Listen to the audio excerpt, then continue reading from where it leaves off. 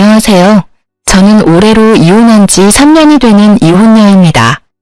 제가 사연글을 쓰게 된 이유는 얼마 전 만난 전 남편 덕에 결혼 전의 일들을 떠올렸기 때문이에요. 모든 이혼이 그런 건 아니겠지만 대다수의 이혼처럼 제 이혼 과정도 무척이나 더럽고 찌질했어요. 쿨하게 해결할 수 있었다면 얼마나 좋았을까요? 하지만 그러기에는 너무 많은 것이 엮여 있었고 구질구질하게 널려 있었던 게 문제였죠. 저와 남편은 대학교 캠퍼스 커플이었어요. 보통 CC라고 부르는 연인 사이였는데 대학 졸업 후 바로 아이가 생기는 바람에 어린 나이에 결혼하게 된 경우에 해당해요. 보통 어릴 때 결혼하면 나중에 안 맞아서 힘들다고 하는 사람도 많은데 저희는 정말 30대 후반까지 이 결혼을 잘 이끌어왔어요. 서로가 잘 맞는다기보다는 잘 맞춰주는 사람들이었고 둘 다 소란스러운 걸 싫어했기 때문에 그 결이 잘 맞았던 것도 있었죠. 어려서 만나서 같이 고생해서 결국 자가로 집 마련한 것도 서로 돕지 않았다면 가능하지 않았을지도 모르죠. 공동 명의로 된 제 집을 보며 어찌나 마음이 뿌듯했는지 몰라요. 사실 저는 성미가 급하고 뭐든 닥치는 대로 해결해야 하는 타입이에요. 그래서 조금은 느긋하고 제게 잘 맞춰주는 남편과는 좋은 사이를 유지할 수 있었어요. 성격이 완전히 다르면 오래가지 않는다고는 하지만 남편은 제 성격을 다스려줄 수 있는 그런 포용력도 있었거든요. 그런 남편에게도 장점 같은 단점이 있었는데 한 가지에 빠지며 아주 그것만 깊게 좋아한다는 거였어요. 그렇지만 그것 때문에 저희 사이가 틀어지거나 한 적은 절대 없었어요. 남편이 저를 포용하듯 저도 남편을 존중해줘야 한다고 생각했거든요. 남들이 보기에는 꽤 이상적으로 보이는 저희 가정에 문제가 생긴 건 첫째 아이가 유치원에 가던 해에 일어났어요. 그 당시 저는 둘째를 가지려고 애쓰고 있었어요. 남편이 외동아들이고 시댁에서는 그런 남편 때문인지 아들을 원하더라고요. 물론 첫째 딸도 무척 좋아해 주셨어요. 그렇지만 그것과는 별개로 아들이 하나 있었으면 좋겠다는 뜻을 은근히 내비치셨거든요. 솔직히 둘째는 저도 바라는 상황이었고 딸이든 아들이든 하나는 더 가지자고 생각하던 참이었는데 잘 되지 않았어요. 저와 남편에게 문제가 있어서라기보다는 남편이 너무 바쁜 탓이었어요. 그래도 짧은 시간을 이용해 집안일에 신경을 쓰려고도 했고요. 저는 그러려니 했답니다. 본래도 이런 식으로 바빴다가 좀 한가했다가 왔다 갔다 하는 직업이었거든요. 그런데 하루는 남편이 제게 용돈을 좀 달라고 하더라고요. 사실 저희는 경제권을 완전히 합친 게 아니었어요. 우리는 월급이 얼마인지 오픈하고 생활비로 쓸 금액과 목돈으로 모을 금액을 정확히 정한 다음 딱 반씩 서로 부담해서 돈을 모으기로 했거든요. 나머지 월급은 알아서 쓰고 그걸로 뭘 하든 상관없다였고요. 생활비는 둘이 합쳐 150만 원, 목돈 모으는 것도 둘이 합쳐 150만 원. 월급에서 150만 원을 가게에 제출하고 나머지는 알아서 쓰도록 한 거였어요. 그리고 1년마다 생활비가 더 붙을 것 같으면 좀 더 늘리고요. 이런 식으로 가계부를 키워왔거든요. 그런 상황에서 남편의 용돈 요구는 당황스러운 일이었어요. 저보다 돈을 많이 버는데 그 돈이 다 어디로 갔을까요? 그래도 가끔 그럴 수 있을 거라 생각하며 남편에게 용돈을 줬어요.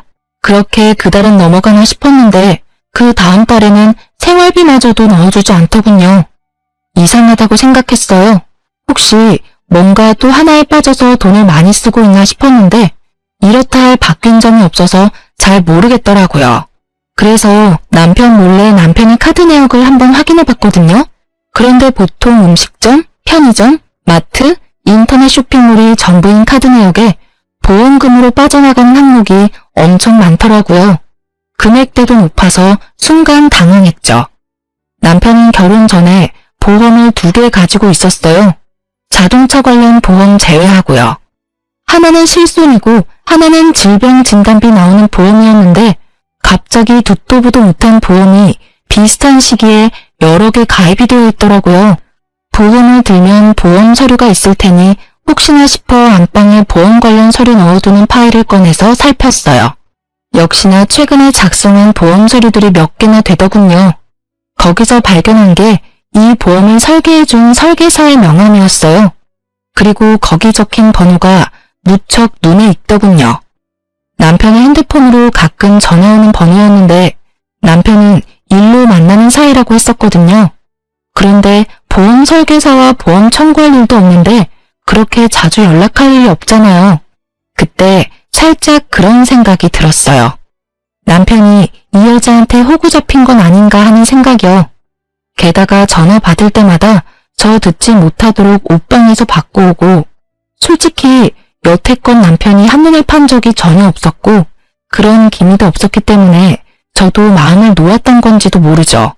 증거도 없고 아무것도 없는 데다가 남편 카드 내역에도 모텔 같은 내역은 없었기에 저는 미리 그런 불미스러운 일이 일어나지 않도록 미리 남편에게 이야기하기로 했어요. 싹은 애초에 잘라버리는 게 좋으니까요. 저는 그날 남편을 기다렸어요. 탁자 위에는 남편 보험 가입 서류들과 보험 설계사의 명함을 탁 올려놓고요. 그날따라 일찍 돌아온 남편은 절 보더니 깜짝 놀라더라고요. 뭐해? 여기서? 당신 기다렸어. 나 좀 볼까? 많이 바쁜 일이야. 나 좀 씻고 밥도 좀 먹고 나서 들으면 안 될까? 안 돼. 이거 듣고 씻고 밥 먹어. 저는 남편을 맞은편에 앉도록 했어요. 저는 서 있었죠. 남편을 아래로 내려다보면서 고압적인 자세가 남편을 위축하게 만들었는지 아니면 이 공기가 평소와 다르다고 느꼈는지 저를 힐끔힐끔 쳐다보더니 탁자 위에 놓인 서류 더미로 눈을 옮기고는 화들짝 놀라 다시 날 쳐다보더라고요. 거기서 약간의 확신을 더 얻었죠. 내가 결혼하기 전에 절대 용서 못하는 거 이야기해줬는데 혹시 기억나? 아니, 기억 안 나는데. 나는 바람 피는 남자는 절대로 용서를 못해. 단 한 번이라도 들키면 나는 모든 관계 정리하고 남보다 더 못한 사이로 지낼 거라고 그때 이야기했어. 남편이 제 말에 대한 답을 못 찾더라고요. 그러더니 겨우 한마디 했어요. 근데 그게 지금 여기서 왜 나와? 나 바람 피운 거 없는데? 그래, 당신이 바람 피웠으면 나는 여기 있지 않았을 거야. 당신이 아직 바람을 피운 것 같지는 않으니까 여기 있는 거지. 이 보험 왜 들었는지 말해볼래? 오, 다 필요해서 가입한 거야. 일하던 사람들이 이런 거 저런 거 알려준 게 많아서 정리하고 추가하다 보니까 좀 많아졌고. 나는 당신이 보험을 몇 개를 들던 얼마를 들던 솔직히 상관없어. 그런 부분 터치하지 말자고 경제권을 완전히 합친 게 아니니까. 그런데 생활비까지 못 낼 정도면 좀 심각하지 않아? 그리고 나는 이 정도로 보험을 많이 드는 사람을 못 봤어. 한 달에 거의 100만 원 가까이 나가는 것 같은데 당연히 몇 개는 해지해야 하는 거 아닐까? 가입한 지 얼마 안 돼서 가입 기간을 좀 유지해줘야 하는데. 보험 설계사랑 엄청 자주 연락하더라. 연락처 저장 안 하면 내가 모를 줄 알았어? 전화번호 뒷자리 이미 외워뒀는데 명함에 있는 전화랑 똑같더라고. 가입이 다 끝났는데 왜 연락을 유지해? 둘이 무슨 사이야? 혹시 썸 타니? 그런 거 아니야. 그냥 궁금한 게 있어서 연락하는 거지. 자기가 생각하는 그런 거 절대로 아니야. 아니라서 다행이네. 내가 여기서 확실하게 경고하겠는데 혹시라도 당신 바람 피우려면 나랑 이혼을 각오하고 펴. 다른 여자 만날 거면 재산 반 떼어주고 애 뺏기고 온 집안에 망신당할 각오로 하라는 말이야. 알아들었어? 알아들었어. 근데 진짜로 나 그런 거 아니라니까? 왜 어림짐작으로 사람을 이렇게 몰아붙여? 아니라면 됐잖아. 그리고 그 여자랑 별 사이 아니면 당장 필요 없는 보험 해지해. 그거 끌어안고 가면서 집에 돈 축나는 꼴 나는 못 봐. 만약에 그거 해지 안 하면 당신이 바람핀다고 생각하고 그 여자 찾아갈 거야. 제가 그 여자를 찾아가겠다고 말하니 남편이 저를 쳐다보며 알겠다고 나지막이 대답하더라고요. 확인했어. 다음 달 카드 통장 내역 내가 확인할 거고 카드사에 직접 전화해서 물어볼 거야. 만약에 저 보험들 다 갖고 있으면 어떻게 되는지 알고는 있지? 아, 그러지 말고 차라리 내가 본인 앞에서 그 여자한테 전화하던지 보험사 직접 전화해서 해지해. 그럼 깔끔하겠네. 오, 지금 저녁이라서 업무가 안 되는 거 아니야? 내가 내일 알아서 정리할게. 아니야, 내가 있어야 정확하잖아. 그러면 내일 내가 점심시간에 당신 회사 앞으로 갈게. 밥 먹으러 나와. 밥 먹는 김에 처리하면 되지. 그럼 되겠지? 남편은 제 말에 반박도 하지 못하고 고개만 끄덕였어요. 그리고 그 다음날 점심시간에 저는 남편 회사로 찾아갔어요. 저와 남편 회사가 그리 멀지 않아서 가능한 일이었고 저는 오후 반차를 쓰고 나온 거라 시간이 넉넉했거든요. 그렇게 식사 자리에서 저는 남편에게 전화를 하라고 시켰어요. 누가 봐도 하기 싫은 거 억지로 하는 얼굴로 남편이 보험회사에 전화해서 가입한 거 다 해지한다고 하더군요. 그리고 몇 개 해지를 하고 나서야 저는 방긋 웃어줬어요. 체할까봐 말 안 했는데 이제 밥 먹으라며 남편에게 식사를 권했어요. 그런데 식사가 끝나갈 무렵에 남편에게 전화가 오더라고요. 남편이 황급히 전화를 끄는 걸 보니 그 여자인 것 같더라고요. 저는 남편에게 손을 내밀었어요. 핸드폰 줘. 왜? 전화 안 받아도 돼. 받으면 왜 해지했냐 다시 넣어라. 그런 말만 할 거야. 내가 알아서 받을게. 아니, 그러니까 더더욱 내가 받아야지. 당신이 하기 힘드니까. 내가 해주면 더 좋잖아. 그리고 관계도 확실히 해야 하고. 그래도 남편이 핸드폰을 주려 하지 않자 저는 제 핸드폰을 꺼내서 그 여자의 번호를 찍었어요. 당신 폰으로 안 되면 내가 내 폰으로 전화할게. 결국 남편은 죽상인 얼굴을 한 채로 전화를 걸더군요. 저는 남편의 손에서 폰을 뺏었어요. 전화를 하자마자 곧 여자 목소리가 들렸어요. 오빠, 갑자기 보험을 해지하는 게 어딨어. 오빠 해지해서 지금 내가 얼마나 곤란한지 알아? 오빠라는 단어가 참 열받게 들리긴 처음이었어요. 누군데 남의 남편에게 오빠라는 단어를 쓰는지. 오빠 아니고요. 그 오빠 안 사람이에요. 남편 보험금이 너무 많이 나와서 제가 해지시켰어요. 그러니까 앞으로 보험 가입 권유하지 마세요. 누구시라고요? 와이프요. 그쪽이 오빠라고 부르는 사람 와이프. 그리고 두 분이 얼마나 친밀한 관계인지는 모르겠지만 연락은 적당히 해주세요. 제 말에 상대방 여성은 아무 말도 안 하고 가만히 있더군요. 할 말을 못하는 건지 할 말이 많은데 안 하는 건지. 알 수 없었지만 저는 제 할 말만 했어요. 그럼 알아들으신 걸로 알고 전화 끊을게요.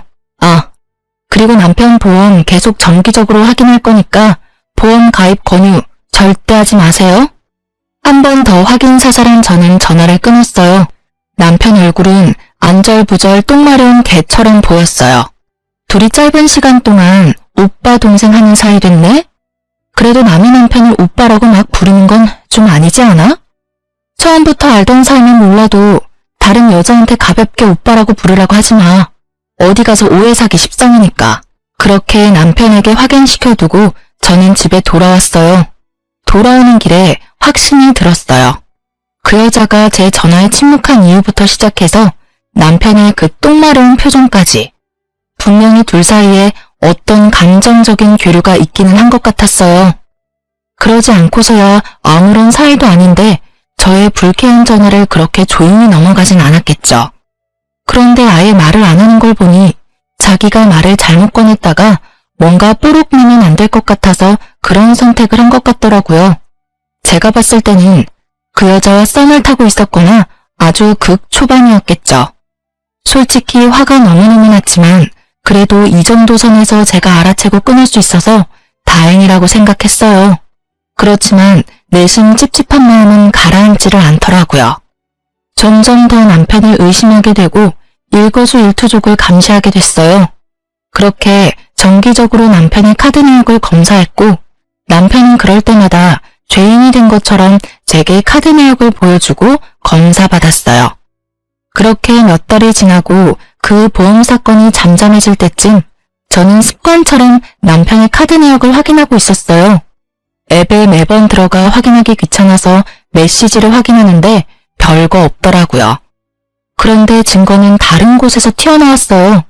바로 남편의 지갑에서요. 남편은 영수증을 지갑 안에 잘 정리하는 습관이 있는데 그날 제가 현금을 빼지 않아서 현금을 써야 할 일이 생겼거든요. 그래서 남편에게 이야기하고 남편 지갑에서 돈을 꺼내는데 잘못해서 영수증이 우르르 떨어져 버렸거든요. 결국 영수증을 정리하는데 하나 몇십만 원이 넘는 걸 산 내역이 있었어요. 그런데 메시지를 확인했을 때는 그 내역이 없었거든요. 분명히 남편이 메시지를 지운 거였다는 확신이 들었어요. 저는 그 영수증만 몰래 챙겨서 주머니에 넣었어요. 남편에게는 아무 말 없이 지갑도 돌려놨죠. 남편도 제가 지갑은 검사 안 하니까 거기다가 아무 생각 없이 끼워 넣은 것 같더라고요. 결국 저는 그 영수증으로 남편이 무엇을 샀는지 추적하기 시작했어요. 우선 가게가 어디인지 알아보기 위해 영수증에 적힌 곳을 인터넷으로 찾아봤어요. 주얼리 샵이더군요. 그리고 전화를 해서 남편이 산 물건이 뭐였는지 확인을 부탁했죠. 제가 산 물건과 겹치면 안 된다고요. 그랬더니 알려주더라고요. 고가의 팔찌였어요. 저는 최대한 이성을 유지하기로 했어요. 조만간 저희 결혼기념일이 있으니 그때 저에게 줄 선물일지도 모르잖아요. 그렇게 일주일을 참아 결혼기념일이 되었는데 남편이 제게 선물을 주더라고요. 몇만 원짜리 티셔츠였어요. 그것도 남편과 커플티. 딱 봐도 남편 취향의 옷이었죠. 자기가 갖고 싶었던 옷을 사는 김에 제 것까지 산 것 같다는 느낌이 팍 들었죠. 저는 남편이 바람을 핀다는 걸 확신하고 남편과 상간녀의 증거 사진을 확보하기로 했어요. 생각보다 어렵지는 않았어요. 주말에 일을 간다고 해놓고 나와서는 남편 뒤를 따라다니며 사진을 찍었거든요. 그리고 남편과 모텔에 들어가는 여자의 사진을 건졌어요. 여자는 투피스 정장에 화장도 헤어도 완벽하게 해서 누가 봐도 전문직 여성처럼 보이더군요.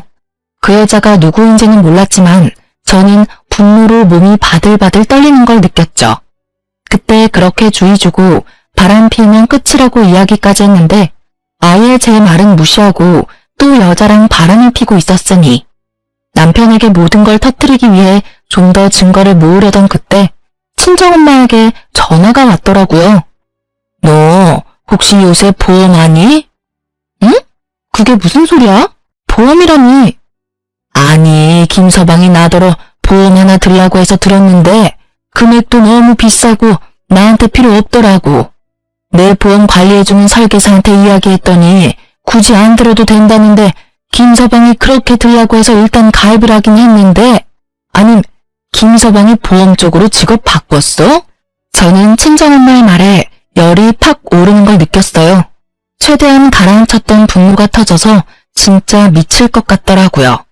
또 보험.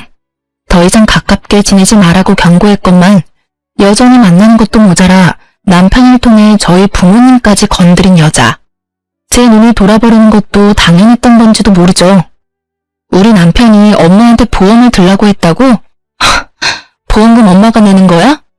아니, 3개월까지는 자기가 내주겠다는데 이거 진짜 가입해도 되는 거 맞아? 너 목소리 들어보니까 가입하면 안 됐던 거 아니니? 저는 남편의 서랍에서 보았던 수두룩한 보험 가입 서류를 떠올리며 엄마에게 물었어요. 혹시 아빠도 들었어?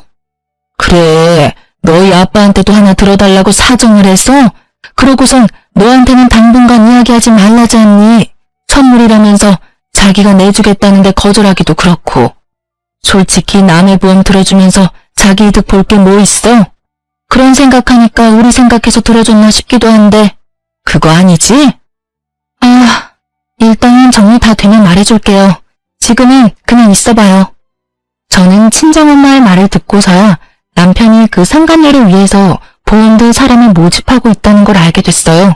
그 여자는 돈 벌고 남편은 그 여자랑 만나서 즐기고 자기 보험은 해지당하니까 주변 사람들을 끌어들이는 꼴이 아주 꼴불견이다 못해 정신나간 놈처럼 보였어요.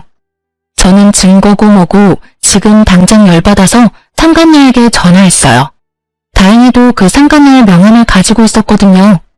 당장 나오라는 제 말에 지금 당장은 안 된다며 바쁘다는 이유로 도망치려고 하더라고요. 제가 직접 회사로 찾아가겠다니 결국 나오겠다더군요. 그렇게 상간녀를 마주쳤어요. 무슨 일로 보자고 하셨는지는 모르겠지만 저는 이제 그쪽 남편하고 관련 없어요. 관련이 없어요? 저는 당신이 우리 남편 만나고 있다고 확신하는데. 아니라니까요. 왜 제가 고객을 만나요. 제가 보는 고객이 얼마나 많은데. 그분은 그 중에 한 분이세요. 제발 저한테 그런 억측으로 몰아붙이지 마세요. 그래요? 그럼 얼마 전에 60대 노부부 보험 들어준 거 있죠? 우리 남편 통해서. 그거 해지 좀 해주실 수 있나요? 저희 부모님은 그거 필요 없거든요. 보험 해지는 제가 임의대로 못하죠. 그건 당사자가 하는 거예요. 그리고 그건 따님이라도 강제하실 수 없어요. 필요하니까 들었겠죠. 여하튼 저는 이렇게 개인적으로 만나서 당신하고 할 이야기 같은 거 없는 사람이에요. 앞으로는 이렇게 부르지 마세요. 상간녀는 제가 아무런 증거를 가지고 있지 않다고 생각했나 봐요. 그런데 어쩌나요? 저는 상간녀의 손목에 걸린 남편의 선물이 눈에 들어왔거든요. 팔찌가 참 예쁘네요. 얼마 전에 제 남편이 산 거랑 똑같은 모델이에요. 신기하네요. 그걸 샀다는 영수증은 있는데 저한테 주지는 않더라고요. 아무래도 다른 데 간 모양인데 어디로 갔는지 확실하게 알겠네요. 제가 그 말을 하자 상간녀가 일어나다가 멈칫하더라고요. 그런 불순한 사이가 아니라는 말 잘 들었네요. 그런데 아시죠? 거짓말 하시면 앞으로 있을 소송에 크게 불이익을 받으실 수 있어요. 제 말에 상간녀 얼굴이 흔들리는가 싶더니 더 당당한 표정으로 말하더라고요. 그런 거 아니라니까 참 이상하시네. 그리고 이 팔찌도 흔한 거예요. 제 남편이 사준 거고요. 그 팔찌는 남편분한테 여쭤보는 게 더 빠르지 않을까요? 그렇게 말하고는 빠르게 카페를 빠져나가더라고요. 제가 손에 뭘 쥐고 있는지도 모르고. 아주 이 순간만 모면해 보려고 무리수를 쓰는 모습을 보니 괘씸하더라고요. 당장 죄송하다고 절대 그런 짓 이제 안 하겠다고 해도 내가 용서해 줄까 말까인데. 저는 증거를 들고 집에 갔어요. 이미 남편이 먼저 집에 도착해 있더군요. 그리고 얼굴이 굳어 있었어요. 분명히 상간녀가 남편에게 언지를 줬던 모양이에요. 그 얼굴 보니까 그 여자가 당신한테 전화했나 봐. 참 빠르다. 그렇지? 제 말에 남편은 바로 무릎을 꿇더라고요. 미안하다라는 말을 할 줄 알았어요. 그리고 그 생각이 맞았죠. 그런데 그 뒷말은 제 생각과는 무척이나 달랐어요. 미안해 여보. 하지만 내가 그 여자를 너무 사랑해. 당신이 나랑 이혼해주면 안 될까? 내가 다 정리하고 다 자기 원하는 대로 해줄게. 그러니까 그 여자랑 나랑 이루어지게만 해줘. 이게 무슨 개소리인지. 저는 무심코 뒤통수를 한 대 맞은 기분이었어요. 아니, 자다가 남의 다리 긁는 기분이었죠. 미안하다는 말 뒤에는 응당 절대 그러지 않겠다가 나와야 하는 거 아닌가요? 그런데 그 여자를 사랑하니 헤어지게 해달라니. 야, 이 새끼야. 네가 지금 그걸 말이라고? 너 양심은 어디다 팔아먹었어? 와, 살다 내가 별꼴을 다 보네. 뭐? 그 여자 사랑하니까 헤어져달라고? 네가 지금 나한테 그런 말 할 수 있는 자격이 있다고 생각해, 미친놈아?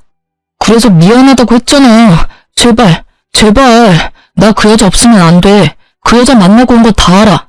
그 팔찌도 당신한테 사주고 헤어질게. 뭐든 당신이 해달라고 하는 대로 다 해줄 테니까 이혼해줘, 제발. 남편의 그 단점이 하나에 빠지면 아주 끝을 보는 그 성격이 여기서 빛을 발할 줄이야. 저는 정말 몰랐어요. 살면서 남편의 여자가 저 하나뿐일 거라고 생각한 건 아니에요. 하지만 법적으로 결혼을 했으면 당연히 서로에게 충실해야 하는 법이잖아요. 감정을 억눌러서라도 상대방을 위해야 한다고 생각했는데 남편은 그게 아니었던 거예요. 저를 설득해서라도 그 여자한테 가고 싶은 거였죠. 저는 하고 싶은 말이 많았지만 참았어요. 그 여자가 유부녀고 애가 있다는 사실도 말하지 않았어요. 이혼하고 싶다고? 제발? 진짜 이제는 정말 지친다. 네가 나한테 사과와 용서를 빌 걸 예상했지. 이런 걸 예상한 건 아닌데. 그래, 이혼해주면 넌 어떻게 할 건데? 그 여자랑 결혼할 거야? 난 그럴 마음이 들었기 때문에 당신한테 이혼해달라고 한 거야. 그러니까 당신이 나를 양보해주면 안 될까? 그리고 당신도 다른 남자 만나봐야지. 우리 대학 때 사귀어서 여태껏 다른 사람 만나본 적 없잖아. 지금 내 마음을 뛰게 만드는 사람이 나타났는데.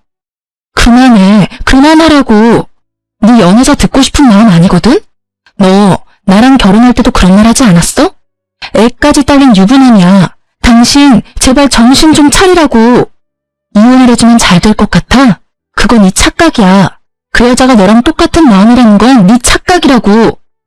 제가 그렇게 말해줘도 남편은 들은 척도 하지 않더라고요. 오히려 자기 말이 맞는다며 철석같이 믿는 모습을 보니 이제는 돌리기엔 너무 늦었다는 생각이 들더라고요. 이런 미친놈을 데리고 살아봐야 내 인생만 피곤해질 거라고 생각했어요. 너 진짜로 나랑 헤어지고 후회할 생각 없지? 경고하는데 나는 이혼하면 재결합이나 번복은 안 해. 그거 알고도 네가 그렇게까지 말한다면 알았어. 내가 너랑 이혼해줄게. 너를 위해서가 아니라 나를 위해서 이혼하자. 대신 내가 원하는 거 다 해주기로 한 거 잊지 마. 많이 안 바래. 재산 반으로 분할하고 애 친권 양육권은 내가 가져갈 거야. 그리고 위자료 내놔. 그때 내가 이야기했지? 그럴 각오로 바람 피웠을 테니 위자료까지 싹 다 받아갈게. 남편 얼굴에 화색이 돌더군요. 솔직한 말로 이혼 안 해주고 남편을 계속 괴롭혀주고 싶었는데 남편이 그 여자 상황을 모르는 것 같으니 그냥 이혼하기로 한 거였어요. 이혼하고 자기 마음대로 아무것도 되지 않으면 이중으로 고통받을 테니까요. 남편과 이야기를 끝내고 그 다음날 저는 상간녀의 집 앞에서 상간녀를 기다렸어요. 집은 당연히 뒤를 캐서 알아냈죠. 그렇게 상간녀 집 앞에 있는데 그 여자가 한 남자랑 팔짱을 끼고 돌아오고 있더라고요. 제가 먼저 말을 걸었어요. 안녕하세요. 우리 이야기 좀 할까요? 제 등장에 상간녀 얼굴이 사색이 되더니 할 말 없다며 집으로 들어가려고 하더라고요. 남편분인 것 같은데 인사라도 드릴게요.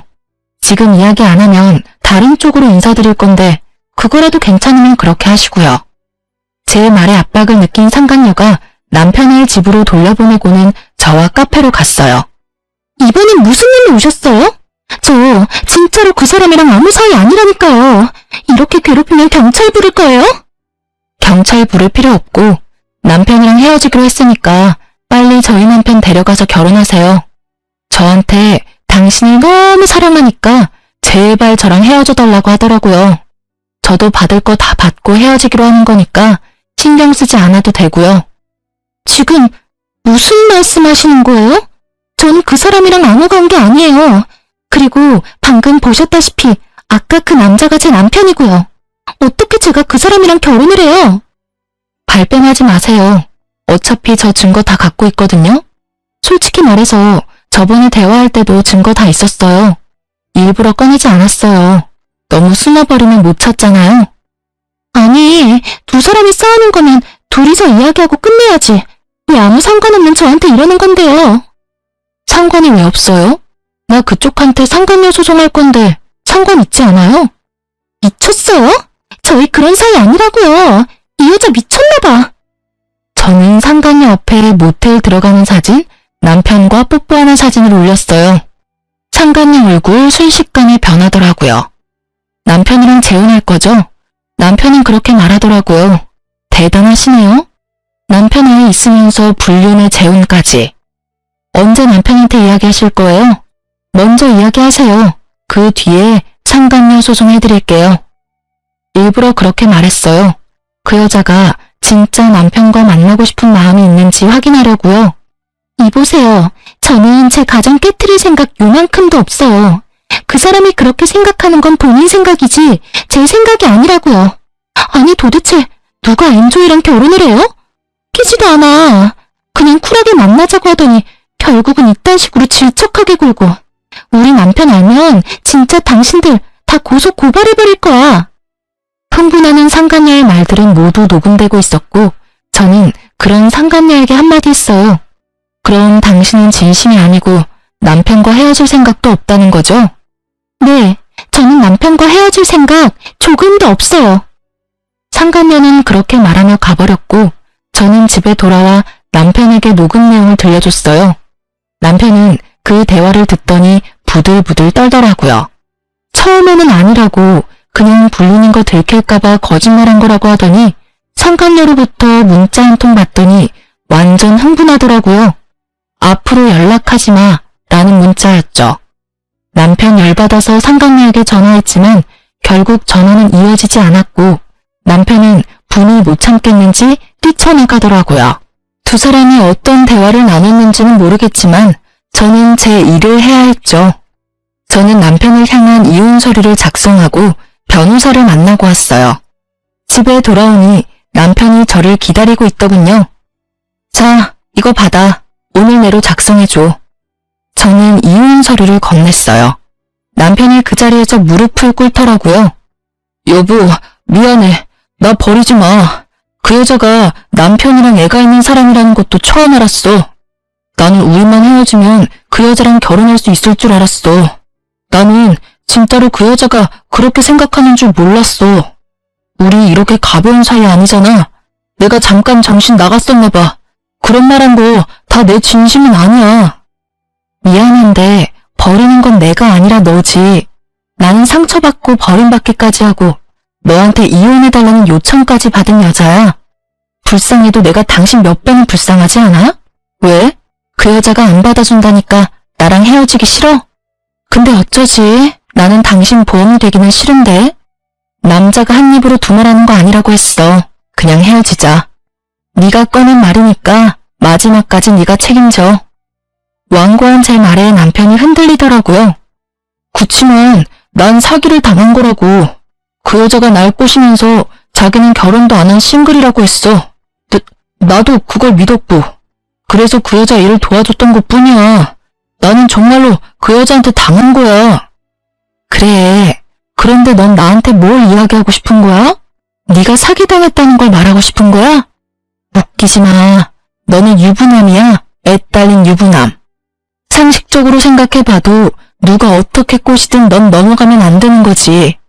네가 그 순간 떠올렸어야 할 사람은 나랑 내 아이잖아. 그런데 넌 그 여자한테 홀라당 넘어갔잖아. 그 여자가 널 꼬시려고 했다 하더라도 네가 철벽 쳤으면 그럴 일 없지. 네가 그 여자한테 여지를 줬으니 이런 일이 벌어진 거 아니야? 그리고 처음에 내가 그 여자랑 멀리하라고 했을 때 그때라도 말 들었으면 이런 일은 없었겠지. 다 네 손으로 이렇게 엉망으로 망쳐놓고 왜 네가 피해자인 것처럼 굴어? 속 뒤집어지게? 제 말에 이혼은 절대로 안 된다며 눈물을 줄줄 흘리는데 전혀 불쌍한 마음이 들지 않았어요. 하지 말라고 할 때 멈췄어야죠. 제 말에 귀 기울이지 않고 결국은 보란듯이 당한 걸 왜 남 탓을 하는 건지. 유책 배우자는 당신이고 나는 당신한테 이미 모든 믿음이 사라졌어. 그런데 왜 결혼을 유지해야 해? 이번 일로 깨달았어. 당신은 한 번 빠지면 헤어나오지 못하는 사람이라는 거. 나한테서 이미 마음 떴을 텐데 내가 왜 널 만나? 그냥 이렇게 깔끔하게 헤어지자. 당신이 하고 싶다는 것처럼. 그때 말했던 것처럼 재산 분할, 양육권, 친권 다 내가 원했던 대로 해줘. 그리고 위자료도. 당신 입으로 꺼낸 말이니까 그 정도는 지켜주겠지. 그게 싫으면 소송해. 어차피 소송해도 내가 이길 거니까.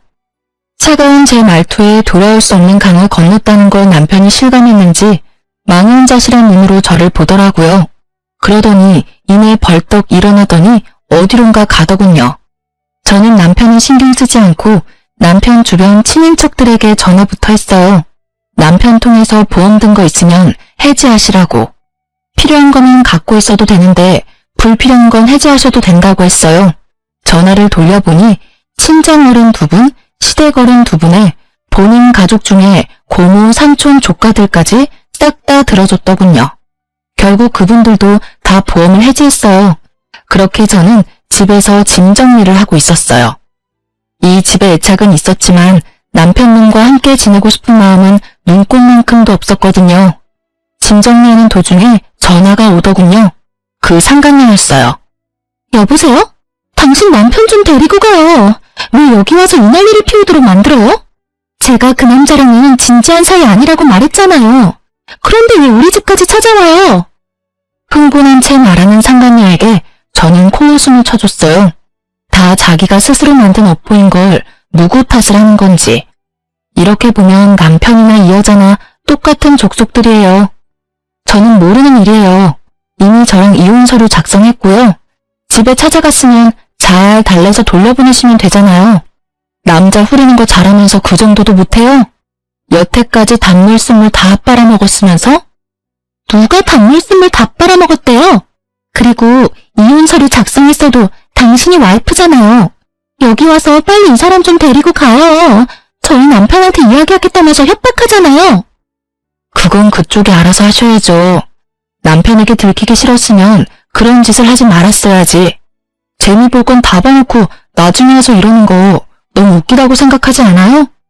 그것도 불렸는 와이프한테 전화해서 무슨 하소연할 게 있다고? 그래도 들켰으니 차라리 다행이네요. 저도 상간녀 소송 곧 진행할 거라서요. 집으로 보내드릴까 회사로 보내드릴까 고민 중이었거든요. 그래도 이미 들켰으니 집이 낫겠죠? 제 말에 상간녀는 씩씩거리는 소리만 낼 뿐 대답 하나 제대로 못하더군요. 아니라고 몇 번을 말해요. 지금 당장 저 남자 데리고 가라고. 결국 소리를 꽥 지른 상간녀에게 저도 소리를 질렀어요. 이게 어디다 대고 명령질이야? 네 알아서 하라고. 당신이 만든 거잖아, 이 모든 상황이. 왜 나한테 지랄이야? 나한테 괜히 열내지 말고 열심히 네가 싼 똥이나 치워, 이 상간녀나. 앞으로 이런 시답잖은 일로 절 귀찮게 굴면 나까지 거기 가서 깽판 치는 수가 있으니 2번 다시 연락하지 마. 알겠어? 남편은 저에게 거절당하고 화가 나서 상간녀 집을 찾아간 모양이더라고요. 결국 상간녀 남편이 알게 된 건지 핸드폰 너머로 남자의 목소리가 들리는데 아주 난장판이더라고요. 욕설이 난무하고 여자는 아니라며 사정사정하고 남편은 보란듯이 증거사진 보라며 날리고 그 혼란스러운 상황이 너무도 귀에 쏙쏙 들어오더라고요. 이왕이면 직접 눈으로 보고 싶었는데 딱 제가 바랐던 그림이었거든요. 남의 가정 파탄내놓고 자기 가정 지킬 수 있을 거라 생각했다면 그거야말로 오산이죠. 그렇게 저와 남편은 무사히 이혼했답니다.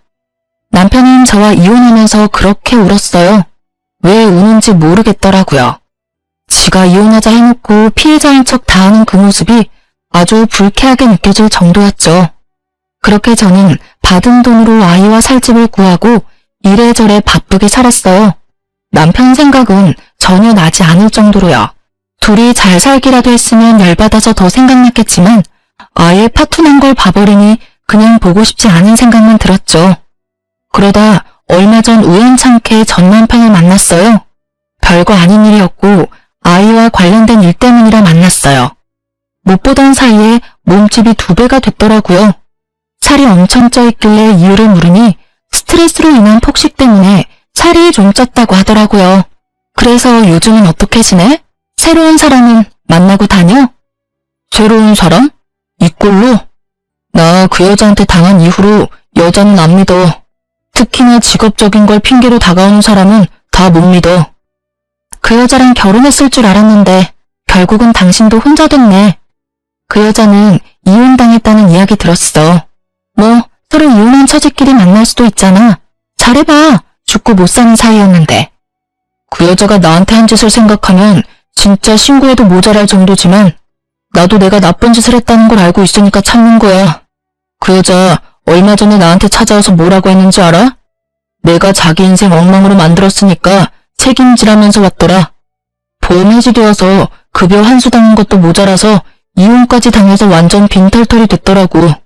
남편한테 위자료 지급해야 하는 것도 있고 너한테 위자료 지급해야 하는 것까진 있는데 결국 돈은 못 버니 나한테 온 거지. 진짜 끝까지 파렴치하고 정신 나간 여자야. 어떻게 나한테 올 수가 있어? 나한테 어떤 짓을 했는데. 그래도 너 엄청 빠졌었잖아. 이혼해달라고 나한테 부탁할 정도로. 내가 미쳤던 거지. 그 여자가 뭐가 좋다고 그런 짓을 했는지. 당신하고 이혼한 게 내 인생이 가장 미친 짓이었다고 지금도 생각해. 그 여자만 아니었으면 평범하게 행복하게 살았을 텐데. 나한테 와서 책임지라고 난리쳤을 때 진짜 한 대 안 때린 내가 대단하다 싶을 정도야.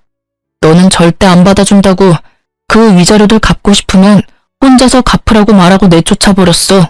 그 뒤로도 전화 오고 찾아오고 하더니 내가 스토커로 신고하겠다고 하니까 결국 안 오더라고. 전 남편 이야기 듣고 있으니 사랑하던 사이가 돌아서면 남보다 못하다는 말이 딱 떠오르더라고요. 그렇게 좋아서 둘이 붙어먹고는 나란히 나락으로 떨어진 꼴을 보고 나니 그날 저녁밥이 어찌나 맛있던지. 게다가 남편 말로는 저랑 이혼하고 나서 친척분들한테 욕을 엄청 얻어먹었다고 해요. 멀쩡한 조강지쳐 놔두고 바람 피워놓고는 결국 보험 사기꾼한테 휘둘렸다고요. 전 남편은 한바탕 푸념을 털어놓고는 아이 한 번 안아주고 나갔어요. 바람 한 번 정도는 용서해줘도 되지 않았냐고 제게 이야기하는 사람도 있었어요. 다들 그렇게 참고 산다고요. 애 때문에 돈 때문에 상간녀랑 잘 사는 꼴 보기 싫어서 그렇게 헤어지지 않고 산다고 하는데 저는 제가 싫다는 사람과 함께 사는 게 그 무엇보다 싫었어요. 엄밀히 따지면 제가 싫다고 한 거 아니었어요. 그 여자가 좋다고 한 거였지. 그런 걸 보면 저는 제가 그 사람의 첫 번째 순위가 아니라는 게 너무 자존심 상하고 열받았던 것 같아요. 만약 이 인간이 다시 나에게 돌아온들 또 어디선가 운명 같은 여자를 만나 빠지게 될 줄 모르잖아요. 한 번 일어났던 일이 두 번 일어나지 말라는 법은 없으니까요. 살다 보면 무디게 되겠지만 받은 상처는 사라지지 않고 남게 되고 그 상처를 낸 원인을 보면 또 생각나고 되뇌이고 그렇게 살 자신이 저에게는 없었어요. 그냥 눈앞에서 보이지 않아야 제 상처가 나을 것 같았어요. 그리고 이렇게 이혼하고 나니 상처가 헤집어지지 않더라고요. 가끔 생각나면 따끔거릴 뿐이지.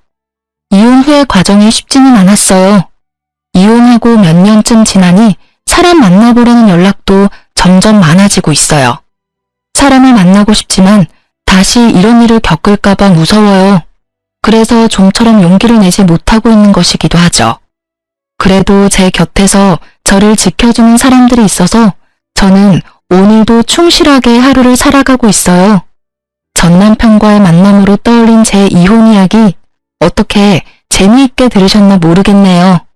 많은 분들이 즐거운 하루를 보낼 수 있기를 바라요. 감사합니다.